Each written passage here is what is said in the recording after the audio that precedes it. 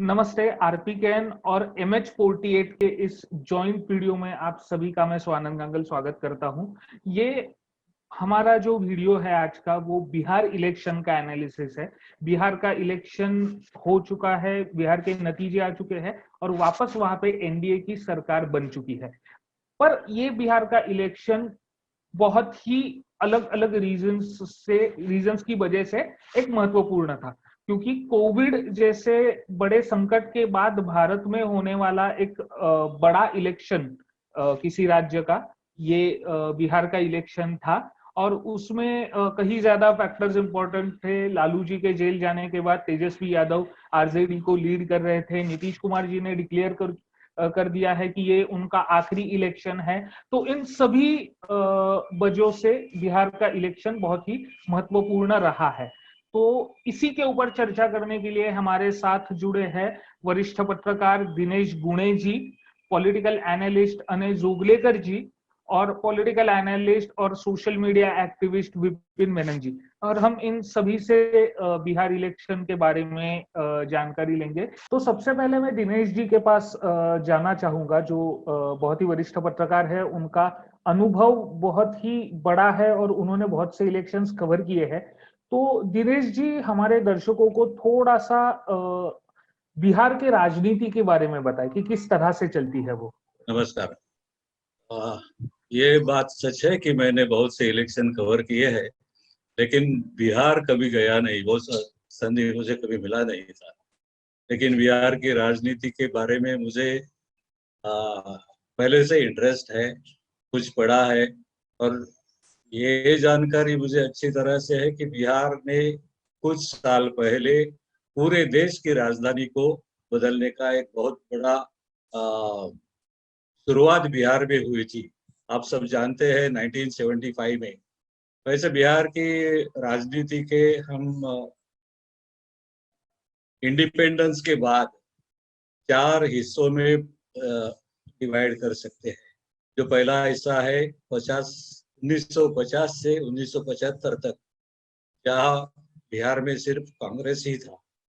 1975 में इमरजेंसी देश में लागू हुआ और जयप्रकाश जी ने, हम सब जानते हैं, संपूर्ण क्रांति का नारा जो बिहार में पहली बार उनका, और बाद में पूरे देश की राजनीति उसी नारे के साथ में चल गई और पूरा देश संपूर्ण क्रांति और एक नया पॉलिटिकल वेव पूरे देश में फैल गई। तो ये संपूर्ण क्रांति का 50 से 75 तक, और 75 के बाद बिहार के राजनीति का एक पूरा माहौल बदल गया। जयप्रकाश जी के नेतृत्व में संपूर्ण क्रांति और इमरजेंसी का पहला बिगुल वहां पे बच गया। 1975 से 1990 तक ये बिहार का माहौल में एक अलग सा राजनीति का एक नया दौर शुरू हुआ था, जहाँ पे जनता पार्टी, हम जानते हैं, जयप्रकाश जी के नेतृत्व में एक नया युवा वर्ग जिसे हम कह सकते हैं, वो बिहार में से शुरुआत हुई। और बिहार की राजनीति में जनता पार्टी और कांग्रेस का नाम थोड़ा पीछे पड़ गया। 1990 से 2004 तक उसी आंदोलन से उभर गया था वो नेतृत्व लालू प्रसाद यादव, उनका उदय हो गया था। लालू प्रसाद यादव 2004 तक बिहार के राजनीति के बहुत अहम व्यक्ति थे। 2004 के बाद हम अभी देख रहे हैं, पिछली लगभग 15-16 साल से नीतीश कुमार का नया राज शुरू हो गया है। 1980 के बाद बिहार की राजनीति में एक नया शुरुआत हुआ, जो कास्ट सेंट्रिक हम कह सकते हैं। वो संपूर्ण, जहाँ से संपूर्ण क्रांति का नारा शुरू हुआ, लेकिन उसी बिहार में एक कास्ट सेंट्रिक पॉलिटिक्स शुरू हुआ 1980 के बाद। वो पॉलिटिक्स का बहुत बड़ा टर्न था। वो कास्ट बेस्ड पॉलिटिक्स के वो पूरा पॉलिटिक्स, कास्ट पॉलिटिक्स ने कैप्चर कर दिया। लालू प्रसाद यादव ने उसका पूरा फायदा उठाया और एक ऐसा कह सकते हैं कि उस जहाँ से वो कास्ट पॉलिटिक्स शुरू हुआ, तभी बिहार की राजनीति में उच्च वर्णीय या अपर क्लास कम्युनिटी जो है, ब्राह्मण, राजपूत वगैरह, उनका वर्चस्व था पॉलिटिक्स में। लालू प्रसाद यादव ओबीसी कम्युनिटी का नेतृत्व कर रहा था, और 1985 के बाद मंडल आयोग के बाद बिहार में एक फिर से एक नया टर्न शुरू हुआ, और ये उच्च अपर क्लास कम्युनिटी का जो पॉलिटिक्स में वर्चस्व था, उसकी जगह क्लास कम्युनिटी में, जहाँ पे ओबीसी और बड़े तौर पर जिसे हम पिछड़ा वर्ग बोलते हैं, अति पिछड़ा वर्ग, उनका परसेंटेज भी उनमें वहाँ पे ज्यादा है। About 30% people are community all over in Bihar. तो अति पिछड़ा वर्ग, जहाँ से वो रामविलास पासवान, जीतन राम मांझी वगैरह वो लोग नेतृत्व आगे आया। अभी तो हम देख रहे हैं कि जीतन राम मांझी और नीतीश कुमार भी वहीं पे ओबीसी कम्युनिटी से, और ये सब बीजेपी का एक अलग गठबंधन, जो जो हम बोलते हैं अभी कि विकास के नाम पर बीजेपी ने राजनीति किया, लेकिन उसमें भी वो पॉलिटिक्स थोड़ा मतलब वो कोई बिहार के राजनीति में कोई कास्ट बेस्ड पॉलिटिक्स को अलग करके कोई पॉलिटिक्स नहीं हो सकता। ये जो गठबंधन और एनडीए का जो गठबंधन हुआ है, उसमें भी हम देख सकते हैं। तो बीजेपी के पास एक अपर क्लास था, नीतीश कुमार के रूप से एक ओबीसी का क्लास जुट गया, और जीतन राम मांझी के साथ लोअर क्लास, अति पिछड़ा क्लास जो है, वो साथ में आ गया। एक ऐसा गठबंधन बन गया, और मुझे लगता है ऐसा कि बीजेपी की ये जरूरत थी कि अपर क्लास तो उनके साथ में था, लेकिन जो पिछड़ा वर्ग जो है वो उनके साथ में जो आया, उनके जीतन राम से जुड़कर, उनके लिए बिहार में एक नया कुछ मॉडल देना जरूरी था, जिसे उन्होंने विकास का मॉडल का रूप दिया। क्योंकि विकास की पहली जरूरत जो है पिछड़े हुए क्लास के लिए रहती है। और हम देख सकते हैं पिछले कुछ सालों में नीतीश और बीजेपी, मतलब जेडीयू और बीजेपी का जो गठबंधन था, उसमें जो भी कुछ सरकारी योजनाएं थी, जो भी कुछ विकास के काम थे, वो समाज के आखिरी इंसान तक, मतलब फैमिली तक पहुंचना चाहिए, ऐसा कुछ डिसीजन हुआ था। मे भी उनका इम्प्लीमेंटेशन के बारे में कुछ गड़बड़ हुआ होगा, लेकिन योजनाएं जो थी वो समाज के आखिरी इंसान तक पहुंचने के और उसका फायदा वहां पे मिले, ऐसी कुछ योजनाएं थी। कास्ट बेस्ड पॉलिटिक्स जो लालू प्रसाद ने शुरू किया था, उससे दो चार चीजें ऐसी हुई जहां से बिहार का पॉलिटिक्स खराब हो गया। मतलब हम जानते हैं कि हम पहले भी कभी सुनते थे कि हमारे राज्य का हम बिहार नहीं होने देंगे, ऐसे हमारे कुछ नेता भी बोलते थे। तो बिहार नहीं होने देंगे मतलब बिहार में लॉलेसनेस का पूरा, मतलब एक समय ऐसा था कि जहाँ बिहार में कायदा कोई चीज नहीं थी, भ्रष्टाचार का मतलब जहाँ पे लालू प्रसाद यादव भी भ्रष्टाचार के आरोप में घिरे हुए थे, और लॉलेसनेस नहीं था, गुंडागर्दी चल रही थी, और जो कास्ट पॉलिटिक्स था उससे बिहार का प्रशासन बहुत नाराज था। मतलब एडमिनिस्ट्रेटिव क्लास जो है बिहार में बहुत नाराज हुआ था। तो हम समझ सकते हैं कि जहाँ पे एडमिनिस्ट्रेटिव क्लास और शासन और प्रशासन जब भी साथ में काम नहीं करते, तब कुछ मतलब ये गाड़ी बराबर चलती नहीं है। ये बिहार के बारे में हुआ था लालू प्रसाद की यादव के टेन्योर में। नीतीश कुमार ने ये गाड़ी फिर से ट्रैक पर लाने का प्रयास किया था, और पिछले कुछ सालों में पता नहीं, लेकिन मुझे लगता है कि एडमिनिस्ट्रेशन बिहार का बहुत अच्छा था। बिहार से हम सब जानते हैं कि बिहार से ही पूरे देश में आईएएस और आईपीएस ऑफिसर्स ज्यादातर बिहार से ही आते हैं। तो बिहार का एडमिनिस्ट्रेशन तो ठीक था। अपना नीतीश कुमार और एडमिनिस्ट्रेशन, उनका एक जो ट्यूनिंग होना था वो मुझे लगता है कि वो ठीक नहीं था। इसलिए इम्प्लीमेंटेशन के बारे में बिहार में कुछ गड़बड़ हो गया। बिहार का और 15 साल तक जो सरकार काम कर रही है, तो ये तो तय है कि बहुत साल के बाद एक anti incumbency wave, anti incumbency atmosphere तैयार होता है।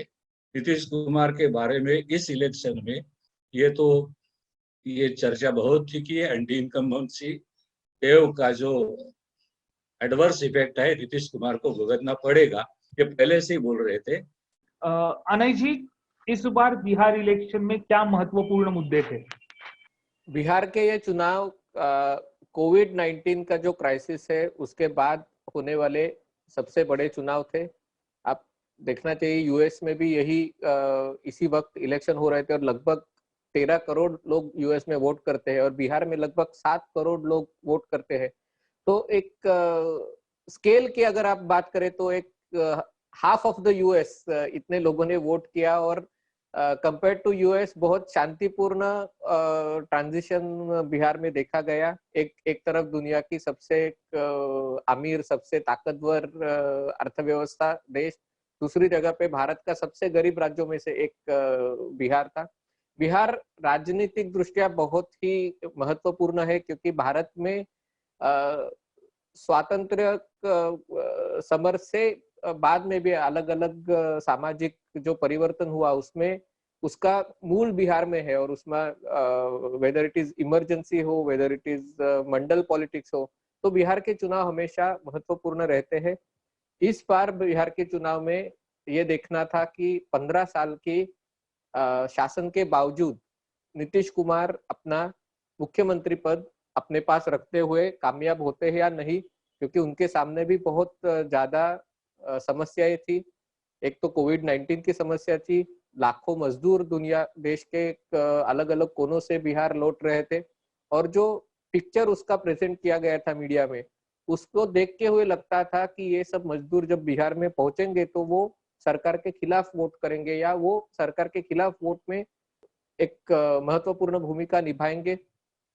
दूसरी तरह जेडीयू और बीजेपी के बीच के जो रिश्ते थे उसके बारे में भी कोई सवाल खड़े हो रहे थे, खास करके जेडीयू और बीजेपी के और जो मित्र पक्ष है, खास करके एलजेपी है, उपेंद्र कुशवाहा है, वो उनके बीच में एक रिश्ते बिखर रहे थे, उसके बारे में एक चिंता थी।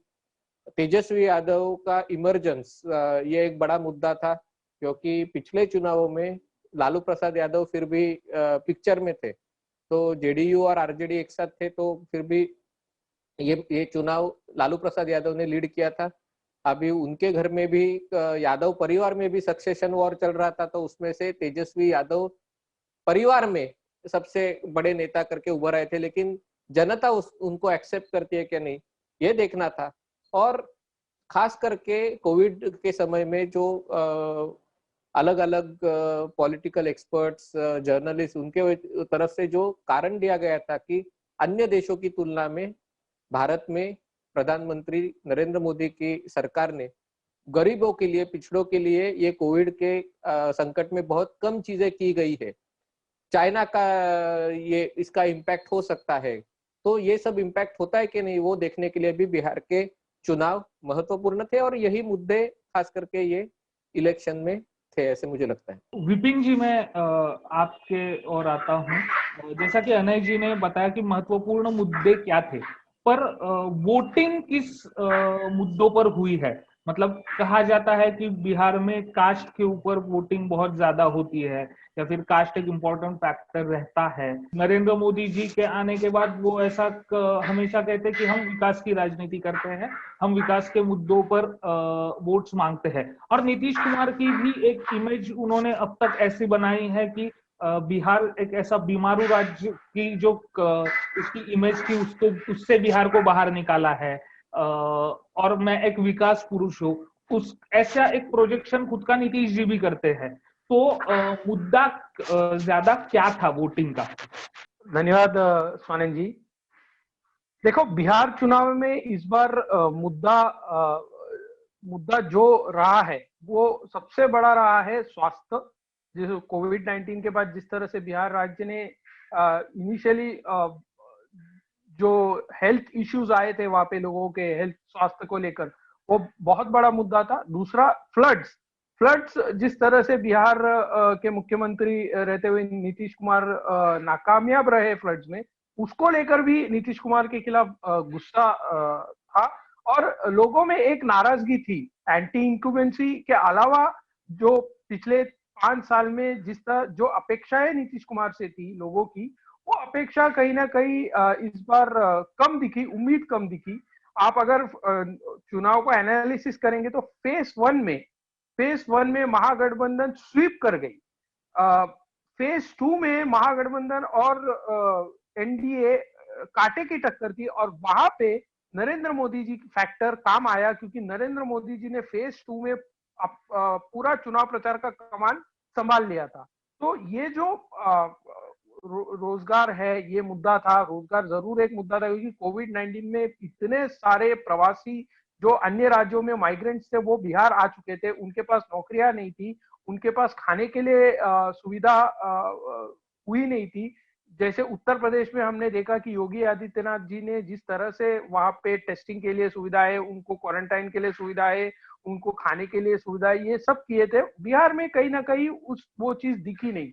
हालांकि लोगों को नरेंद्र मोदी जी पे पूरा भरोसा था और ये जो मैंडेट इस बार एनडीए को आया है, वो नरेंद्र मोदी जी पे जो भरोसा था उसके वजह से एनडीए को वो मैंडेट मिला और ये मैंडेट बीजेपी का मैंडेट है। तो चुनाव के मुद्दे फ्लड है, रोजगार है और कोविड-19 भी है। तो मेरा कहने का मतलब था कि कोविड-19 के बाद पूरे विश्व भर में 2 बड़े देशों में चुनाव हुए, एक अमेरिका में और एक भारत में, जहां पे पूरे विश्व के नजर भारत में थी, क्योंकि अमेरिका में इस तरह के विवाद हो गए थे कि चुनाव में धांधलियां हुई थी और वगैरह वगैरह। भारत में ईवीएम को लेकर विरोधी पार्टियां हमेशा सवाल उठाते रहे, बट हमारी चुनाव कमीशन, इलेक्शन कमीशन इतनी कारगिर्द निकली कि उन्होंने दुनिया को दिखा दिया कि चुनाव किस तरह से किया जाता है। कोविड-19 में जो भी मुद्दे थे वो भी इस चुनाव में प्रभावी रहे। विरोधी पार्टी जो लालू यादव की पार्टी है, उन्होंने भी एक तरह से एक नैरेटिव सेट किया था कि रोजगार मुद्दा है। हालांकि आपने कास्ट का एंगल दिया, देखो मतदान कास्ट पर हुआ है, उससे नकारा नहीं जा सकता। कास्ट आज भी मुद्दा है बिहार में, लेकिन नरेंद्र मोदी जी के लीडरशिप पे ये एक कोशिश की गई है पिछले 10 सालों में कि कास्ट के ऊपर जाके विकास की बात हो जाए। और नरेंद्र मोदी जी के विकास की बात को लोगों में कहीं ना कहीं एक मैसेज गया है कि कास्ट के ऊपर जाके वोटिंग करें, और वोटिंग इस बार भी कास्ट लाइंस पे ही हुई है। दिनेश जी, अभी ये जो कोविड सिचुएशन पूरे विश्व में हुआ है, इसमें एक बहुत ही इंटरेस्टिंग फैक्ट, एक बिहार के नजरिए से हम देखें तो एक मुद्दा था जो था माइग्रेंट लेबर्स का, जो विस्थापित मजदूर है, जिनको वापस अपने गांव जाना पड़ा, उनको सर्विसेज नहीं मिली, ऐसा कहा जा रहा था। तो उनका फैक्टर इस चुनाव में कितना महत्वपूर्ण था? जब इलेक्शन सामने आया तभी ये कोविड का जो एपिडेमिक जो हुआ था, तो बहुत से बिहारी जो बाहर काम करते हैं, महाराष्ट्र में भी है और कई राज्यों में बिहार से, क्योंकि बिहार की पहली समस्या अनएम्प्लॉयमेंट की है। वहाँ पे एम्प्लॉयमेंट की चांस बहुत कम है, युवा वर्ग के लिए एम्प्लॉयमेंट नहीं है। स्किल लेबर जो है वो बाहर के राज्यों में जाके काम करता है। वैसे शिक्षित और अर्धशिक्षित, अशिक्षित वैसे भी लोग जो है बाहर के राज्यों में जाते हैं। बिहार से उनको कुछ उम्मीद ही नहीं बची थी।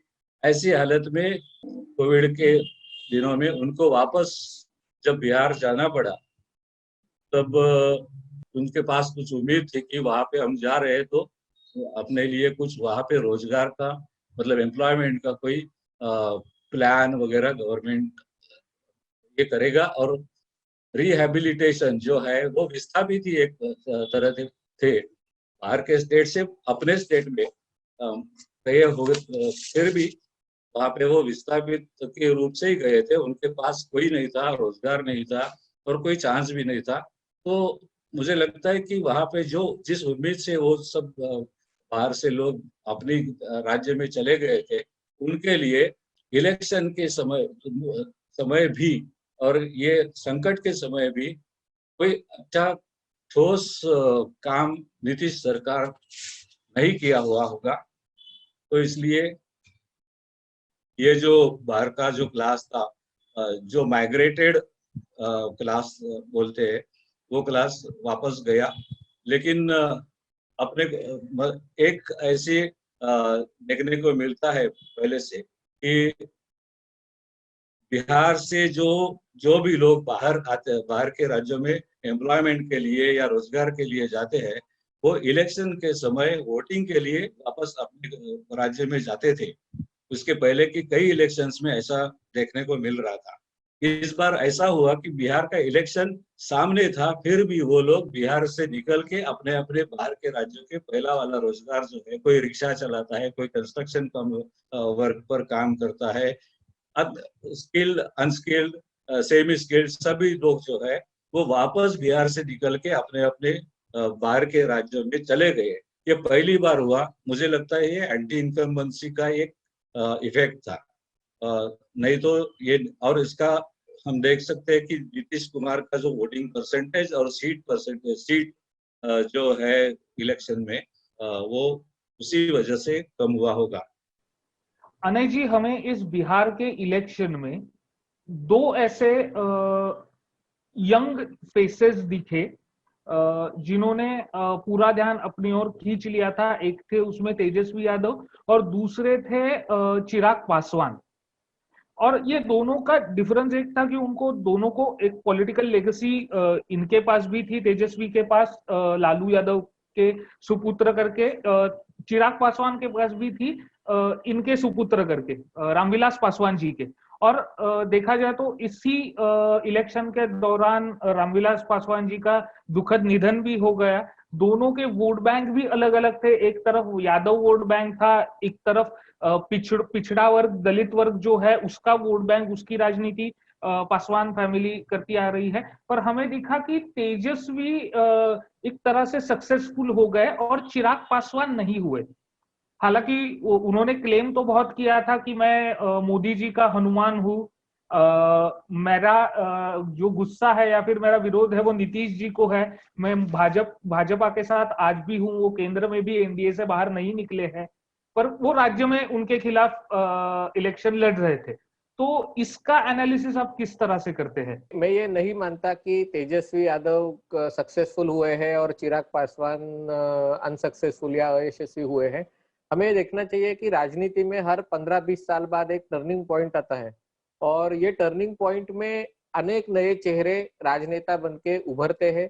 आज के बिहार के जो भी प्रस्थापित राजनेता है वो सब इमरजेंसी के प्रोडक्ट्स है। सब आपातकाल में वो एक तरुण कार्यकर्ता से एक राजनेता बने थे और 1975 के बाद में 1989-90 के दौरान जब भी देश में मंडल और कमंडल की राजनीति हावी हुई थी, तभी ये सब चेहरे बिहार के थे। उन्होंने अपने आप को एक एक कास्ट या एक एक समुदाय के नेता करके उन्होंने खुद को वो ढांचे में उसको खुद को तैयार कर दिया। ये सभी लोग कांग्रेस के खिलाफ आपातकाल में उभर के आए, लेकिन बाद में उन्होंने कांग्रेस का खुद को पर्याय बना दिया। और इसमें से खास करके लालू प्रसाद यादव है कि जो खास करके जो बिहार में जो कहा जाता था कि बिहार का पॉलिटिक्स ये खास करके अभिजनों द्वारा, अपर कास्ट द्वारा डोमिनेट हुआ करता था, उसको उन्होंने एक बहुजन राजनीति की उसमें एक ये खड़ी कर दी। और ये बात सच है कि लालू प्रसाद यादव के दौर में बिहार में जो खास करके निम्न स्तर के लोग हैं, ओबीसी लोग हैं, शेड्यूल कास्ट लोग हैं, उनको एक तरीके से अपनी आवाज बुलंद हो गई। लेकिन जल्द ही वो आवाज बुलंद करने के चक्कर में बिहार में उन्होंने जंगल राज ला दिया और ये जंगल राज उनको हराने का प्रमुख मुद्दा बन गया।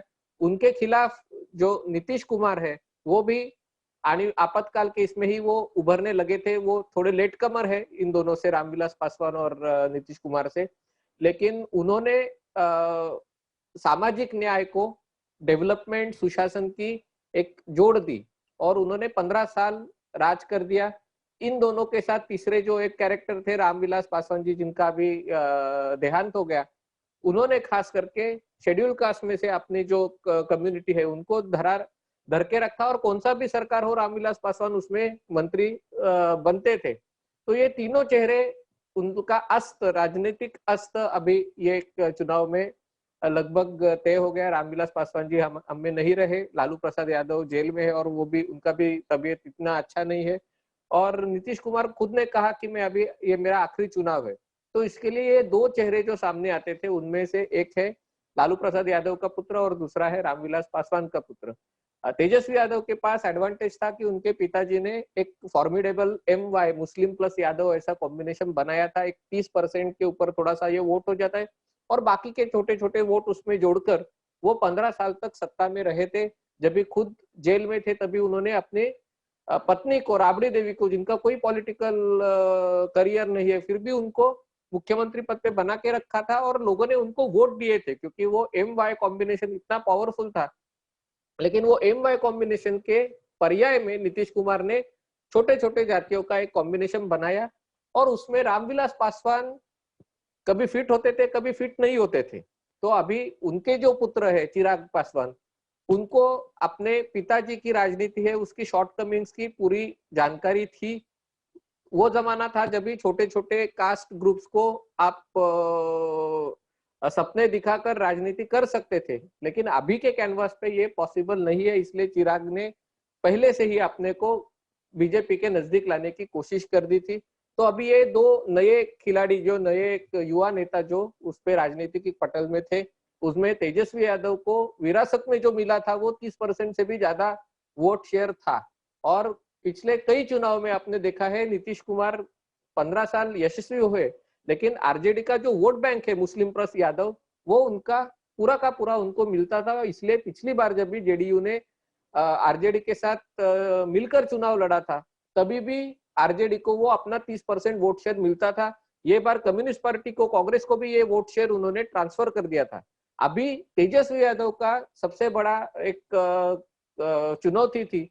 पहली चीज यानी अपने परिवार में से सबसे मजबूत नेता बन के उभरे, उसमें वो जरूर सक्सेसफुल हुए।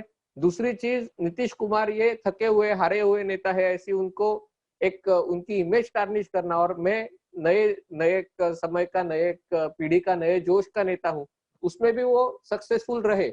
लेकिन उनकी सबसे बड़ी असफलता ये हुई कि जो MY कॉम्बिनेशन है वो 30% था, उससे बिहार में सत्ता संपादन करना मुश्किल था।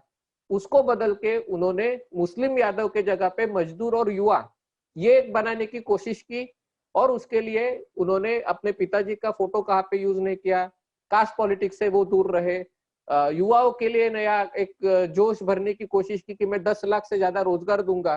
तो उसके वजह से जो एक हवा हुई थी कि उनके सभाओं को बहुत भीड़ उमड़ती थी, और इसलिए बहुत लोगों ने एक ये किया था कि तेजस्वी यादव एक नया चेहरा है, ये अगले 30 साल 35 साल के पॉलिटिकल ये है। मुझे नहीं लगता है कि ये उनको सक्सेस अच्छी मिली, सबसे बड़ी पार्टी बनके आरजेडी उभरा है, लेकिन मुख्यतः उनको जो वोट मिला है वो अपना MY कॉम्बिनेशन है, मुस्लिम प्लस यादव, वही मिला है। अन्य समाजों से शायद कुछ युवाओं का वोट उनको मिला है, लेकिन नीतीश कुमार का जो फॉर्मिडेबल कॉम्बिनेशन था उसको हराने में वो मुश्किल हुए थे।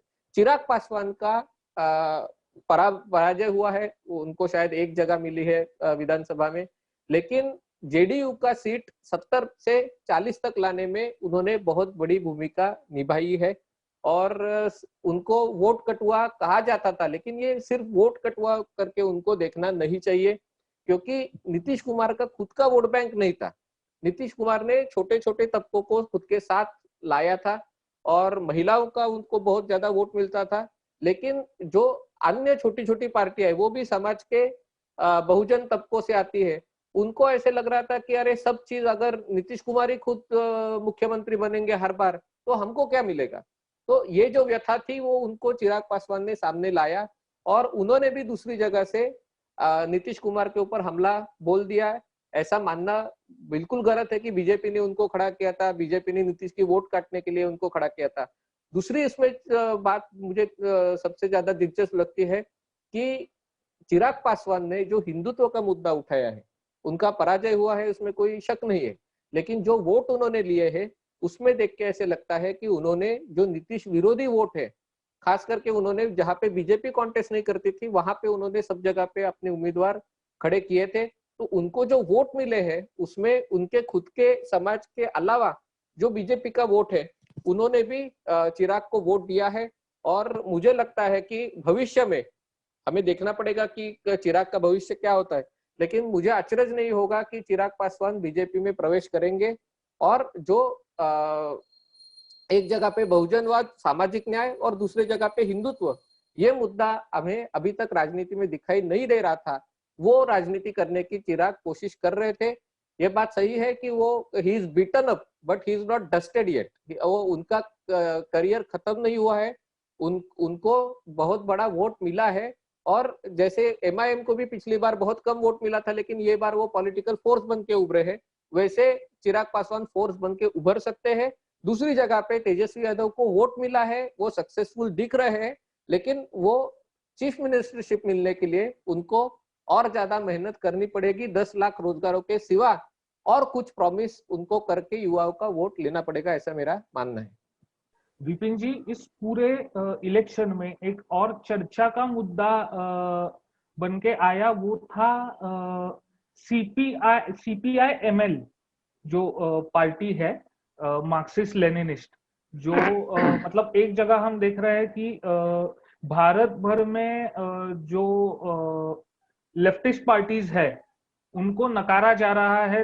बंगाल में पहले थे, बंगाल में अब वो ज्यादा तौर पर नहीं रहे, त्रिपुरा में थे, वहां भी सत्ता परिवर्तन हो गया। केरल एक ऐसा राज्य है जहां पे वो अच्छे पैमाने में बचे हैं, और ऐसे सब इसमें बिहार का ये लेफ्टिस्ट पार्टीज का परफॉर्मेंस, इसके बारे में आप क्या कहना चाहेंगे? तो ऐसा नहीं है कि कम्युनिस्ट पार्टी का जो परफॉर्मेंस है वो कम्युनिस्ट पार्टी, कम्युनिस्ट विचारधारा बिहार में रिवाइव हुई है। ये पूरा का पूरा जो यादव मुस्लिम यादव वोट बैंक जो आरजेडी का है वो ब्लाइंडली ट्रांसफर हुआ कि वो कोई भी हालत में नीतीश कुमार को पुनः सत्ता में लाना नहीं चाहते थे। उसी के कारण जहां जहां पे आरजेडी के अलायंस है, कांग्रेस को आप छोड़ दीजिए, कांग्रेस की स्टोरी अलग है, लेकिन कम्युनिस्ट पार्टी केडर पे संगठन है, उनकी एक केडर है, उन्होंने उसको ईमानदारी से एक वोट बैंक लेकर आगे चला है और उसके वजह से जहां भी उनकी स्ट्राइक रेट है वो बढ़ गई है। उसके व्यतिरिक्त अगर हम लोग मुस्लिम संगठनों की परफॉर्मेंस देखेंगे तो मुस्लिम संगठनों की परफॉर्मेंस इज वरिंग, कम्युनिस्टों की परफॉर्मेंस वरिंग नहीं है, उसका ये कारण है। लेकिन जो एमआईएम का जो राइज है वो डेफिनेटली वरिंग है, और वो नॉट ओनली सेक्युलर पार्टीज के लिए वरिंग है, बिकॉज एमआईएम एक ऐसा संगठन है जो 50-60 साल का एक राजनीतिक फ्यूचर ध्यान में रख के वो अभी काम कर रहे हैं।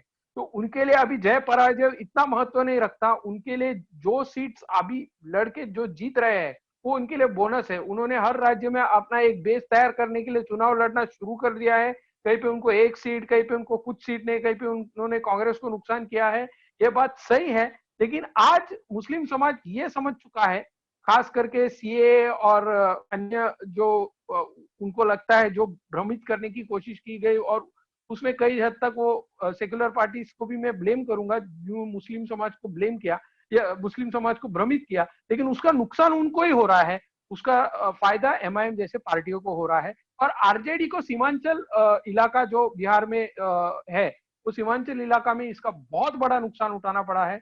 और ये भी सच है कि एमआईएम इस बार स्ट्रेटेजिकली उपेंद्र कुशवाहा और मायावती के साथ अलायंस में उतरी थी।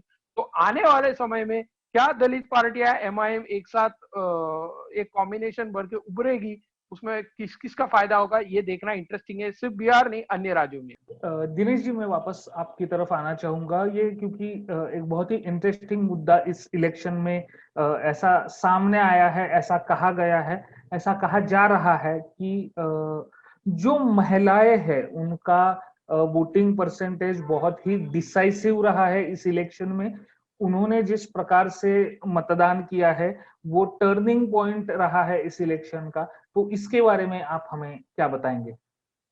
महिला वर्ग जो, मतलब आप सब सुन रहे हैं, कुछ दिनों से ये रिपोर्ट भी आ रही है कि इस बार महिलाओं का मतदान बहुत ज्यादा हुआ। और ये फिगर है 59.58% महिलाओं ने इस बार मतदान किया, वो अराउंड 0.5% मोर देन 2015 इलेक्शन।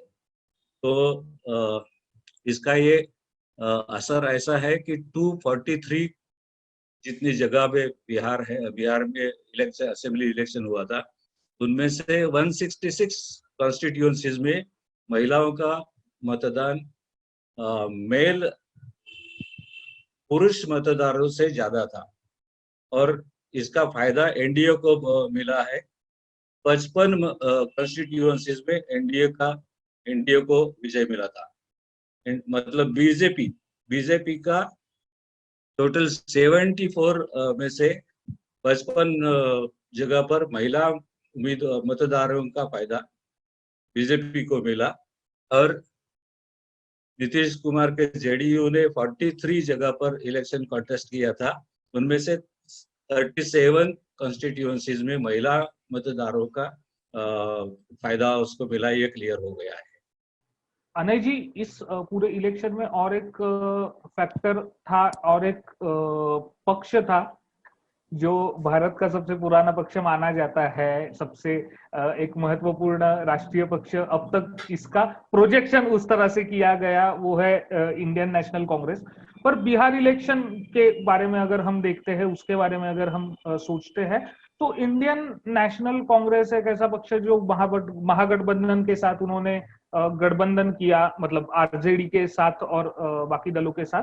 पर ऐसा मैं बहुत पत्रकारों से और राजनीतिक विश्लेषकों से सुना कि अगर कांग्रेस इतनी ज्यादा सीट लड़ती है तो क्या वो प्रिपेयर थी, क्योंकि इलेक्शन के 1-2 महीने पहले वहां पे उनके प्रभारी आते हैं, वहां का प्रभार संभालते हैं, जिनको बिहार के पूरे इश्यूज पता नहीं है, नॉलेज पता नहीं है। अगर तेजस्वी को एक तरफ हम देखते हैं तो तेजस्वी बहुत फोकस थे, उन्होंने अपने कार्यकर्ताओं को, पदाधिकारियों को स्ट्रिक्ट इंस्ट्रक्शंस दे के रखे थे कि कोई भी नेशनल इशू पर नहीं जाएगा, नरेंद्र मोदी जी पर कोई टिप्पणी नहीं करेगा। उन्होंने ये पूरा जो फोकस है वो बिहार के ऊपर कॉन्सेंट्रेट करने की कोशिश की थी, और उन्हीं का सहयोगी दल कांग्रेस, मतलब राहुल गांधी जी ने वहां पे सभाएं ली, तो वहां पे उन्होंने नेशनल सिक्योरिटी, चीन की घुसखोरी वगैरह जैसे कुछ मुद्दे वहां पे लाए, और वो उस चुनाव को, जिसको तेजस्वी बिहार सेंट्रिक रखना चाहते थे, उन्होंने उसे नेशनल कर दिया। और ऐसा भी कहना है कि कांग्रेस को जितनी सीट छोड़ी है उससे उसमें अगर कटौती करके कुछ सीटें अगर आरजेडी को छोड़ते थे, आरजेडी लड़ते थी, तो आरजेडी शायद जीत के भी आती थी और ये समीकरण कुछ अलग होता था। तो आपको क्या लगता है कि कांग्रेस का रोल किस प्रकार का था इस चुनाव में? मुझे लगता है कि कांग्रेस के कार्यकर्ता नेता हमेशा ये कहता रहता है कि कांग्रेस ये कार्डर बेस्ड पार्टी नहीं, ये सब लोग मानते हैं। कांग्रेस ये मास पार्टी है, मास अपील वाली पार्टी है कि अगर कोई चुनाव में प्रचार नहीं भी करेगा तो भी कांग्रेस को वोट है, वो बाहर निकलेंगे और कांग्रेस के उम्मीदवार को वो कौन है क्या है देख के बिना वोट करेंगे। ये सत्य हुआ करता था, लेकिन हर चुनाव दर चुनाव उसमें घटोतरी हो रही है। जो राज्य कांग्रेस के हाथ से जा रहे हैं वहां पे फिर से सत्ता संपादन करने में कांग्रेस नाकामयाब हो रही है, खास करके ऐसे राज्यों में जहां पे उनको तीसरा कोई पार्टनर ऑप्शन मिल रहा है। इसलिए जहां पे बीजेपी वर्सेस कांग्रेस फाइट है वहां पे कांग्रेस मौजूद है, मध्य प्रदेश, छत्तीसगढ़, गुजरात वगैरह। लेकिन जहां जहां कोई थर्ड ऑप्शन आता है, उत्तर प्रदेश हो गया, बिहार हो गया, बंगाल हो गया और शायद आंध्र प्रदेश, तेलंगाना भी हो गया, महाराष्ट्र हो गया, वहां पे कांग्रेस सिकुड़ती हुई चली जा रही है। पिछली बार कांग्रेस को जो अच्छी सीटें मिली थी उस बार वो डबल इंजन की वजह से मिली थी। ये बार ये लोग बोल रहे थे कि ये डबल इंजन वाला पार्टी है, जेडीयू बीजेपी और कांग्रेस और आरजेडी डबल युवराज वाली पार्टी है। तो लेकिन ये डबल इंजन था वो पिछली बार कांग्रेस के लिए मददगार साबित हो गया था। आरजेडी और जेडीयू दोनों के वोट कांग्रेस को तभी मिले थे और दूसरा कोई ऑप्शन नहीं था, तो इसलिए लोगों ने कांग्रेस को वोट दिए थे। उस आधार पर कांग्रेस ने इस बार 70 सीटों की मांग की कि बोले पिछले बार हमको 27 आए थे, आई थिंक 27-28, तो ये बार हमें और बढ़ा के चाहिए, so we will win that kind of seats. और वो आरजेडी को एक्सेप्ट करने पड़ी थी, क्योंकि तेजस्वी यादव फिर भी अभी अपनी पार्टी बना रहे हैं।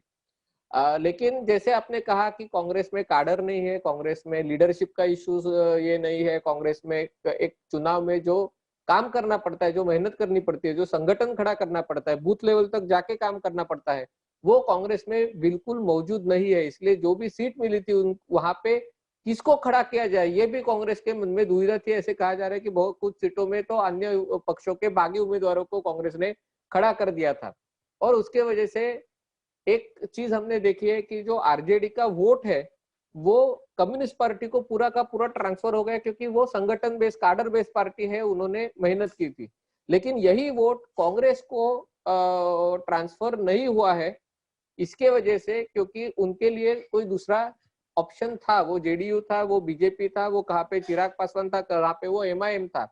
तो कांग्रेस को अभी ये बात एक्सेप्ट करनी पड़ेगी कि उनका नेशनल अपील है।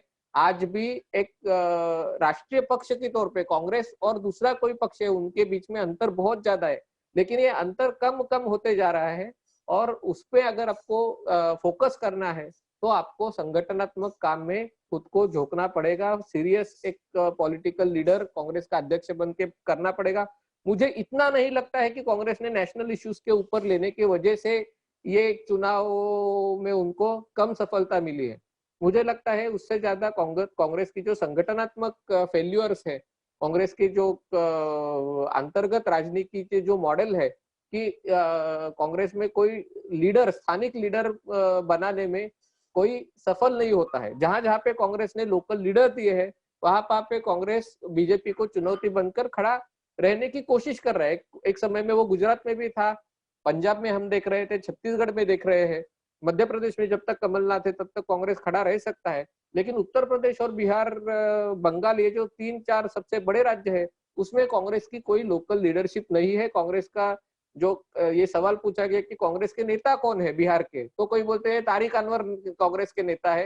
लेकिन ये बात सच है कि अगर तारिक अनवर शरद पवार के साथ एनसीपी में नहीं जाते थे तो तारिक अनवर के नाम के कोई लीडर है ऐसा भी लोगों को पता नहीं चलता था। इतनी बिहार में कांग्रेस की स्थिति खराब है।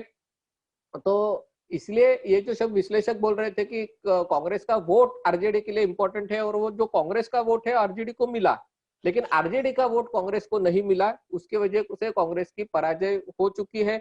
अगर कांग्रेस ऐसे ही करता रहा कि ठीक है हम लोग चुनाव एक साथ लड़ते हैं, तुम हमारा वोट दो, तुम हमारा वोट लो, लेकिन हम अपनी सीट भी बहुत कम रखते हैं, तो इसका मतलब है कांग्रेस बीजेपी को हराने के लिए खुद का आत्मघात करते हुए आगे जाएगी। कांग्रेस को ये सभी राज्यों में खुद को बढ़ना है, लेकिन वो कैसे करे वो कांग्रेस के पास प्लान नहीं है। हर बार अभी ये चुनाव के बाद Priyanka Gandhi full time activate होने वाली है, ये चुनाव के बाद राहुल गांधी अभी सीरियसली ये करने वाले हैं। इससे कांग्रेस की परेशानियां खत्म नहीं हो रही है। और इसके वजह से खास करके जो यानी आपको देखना पड़ेगा, जब भी कांग्रेस देश के राजनीति का एक प्रमुख पोल थी, सेंटर पिलर कांग्रेस थी, तभी छोटे छोटे पक्ष है, प्रादेशिक पक्ष है, उनकी आइडियोलॉजी भी अगर बीजेपी से मैच ना भी होती हो, फिर भी कांग्रेस को हराने के लिए ये सब रीजनल पार्टीज बीजेपी के साथ खड़े हुए थे। उसमें से ममता बनर्जी भी है, चंद्रबाबू नायडू भी है, उसमें तभी के जमाने में नीतीश कुमार भी है कि जो गुजरात दंगों के बावजूद भी वो बीजेपी के साथ खड़े हुए थे, क्योंकि बीजेपी के साथ जाते हुए आपको विजय मिल सकता है, इसके बारे में उनके मन में कोई शक नहीं था। वैसे ही अभी बीजेपी का जो दबदबा है, बीजेपी का जो स्थान है, उसको अगर बीजेपी को नेशनली हराना है तो वो जो दूसरा पिलर है वो कांग्रेस हो सकता है, ऐसे बहुत पॉलिटिकल एक्सपर्ट्स, पत्रकार कहते रहते हैं, लेकिन कांग्रेस खुद वो पिलर बन नहीं पा रहा है। और इसके वजह से जो भी कांग्रेस को साथ देता है वो अपने पैर पे कुल्हाड़ी मारता है। ऐसा हम लोग ने बहुत बार देखा, ये हमने उत्तर प्रदेश में देखा, ये हमने बिहार में देखा, ये हमने बंगाल में देखा। तो इसके वजह से कांग्रेस की क्रेडिबिलिटी है वो हर बार कम होते जा रही है। और अगला चुनाव है वेस्ट बंगाल में रहेगा, आसाम में रहेगा, वहां पे तो रीजनल पार्टीज कांग्रेस के बोलेंगे आप हमारे साथ चुनाव लड़ो लेकिन आप चुनाव मत लड़ो आप हमें सिर्फ साथ दो लेकिन आप मत लड़ो। ये जो कांग्रेस की स्थिति है ये बहुत शोचनीय है, क्योंकि ऐसे अगर करके शायद राज्यों में कांग्रेस को थोड़ा फायदा हो सकता है, बीजेपी को हराने में कुछ जगह पे कांग्रेस कामयाब हो जाएगी, लेकिन by the time they reach national elections Congress खुद हर एक राज्यों में 5% 10% में सिमटी हुई नजर आएगी। तो उसके लिए कांग्रेस खुद जिम्मेदार है। ये नेशनल इशू स्टेट इश्यूज का मुझे नहीं लगता है ज्यादा ये है। कांग्रेस को संगठनात्मक दृष्टिया काम करना पड़ेगा। उनका जो नेशनल अपील था वो अभी खत्म हो चुका है, वो उनको एक्सेप्ट करना चाहिए। और जो मेहनत भाजपा के कार्यकर्ता, कौन सा भी चुनाव हो, त्रिपुरा का चुनाव हो, अरुणाचल प्रदेश का चुनाव हो, बीजेपी जिसको वो चुनाव को जिस गंभीरता से लेती है, उस गंभीरता से अगर कांग्रेस चुनाव को नहीं लेती है तो कांग्रेस का भवितव्य अनेक राज्यों में मुझे मुश्किल दिखाई दे रहा है। तो ये था बिहार इलेक्शन का एनालिसिस। हमने अपनी ओर से जितना ज्यादा हो सके उतना कवर करने की कोशिश की है। अगर आपके कुछ डाउट्स हो तो आप हमें कमेंट सेक्शन में लिखकर बता सकते हैं। हम ज्यादा से ज्यादा कोशिश करेंगे कि हम उसके उत्तर दे दें। पर जाने से पहले आप एक चीज जरूर कीजिएगा, हमारे जो दोनों चैनल्स है RPKN इंडिया और MH48, ये दोनों को लाइक कीजिएगा, सब्सक्राइब कीजिएगा और अपने दोस्तों के साथ ये वीडियो शेयर जरूर कीजिएगा। हम ऐसे और वीडियोस आपके लिए लेकर आएंगे। फिलहाल के लिए आप सभी का धन्यवाद। मैं हमारे सभी मान्यवरों का दिल से आभार व्यक्त करता हूं कि उन्होंने अपना कीमती समय हमारे लिए, हमारे दर्शकों के लिए निकाला। Thank you. धन्यवाद सानिया।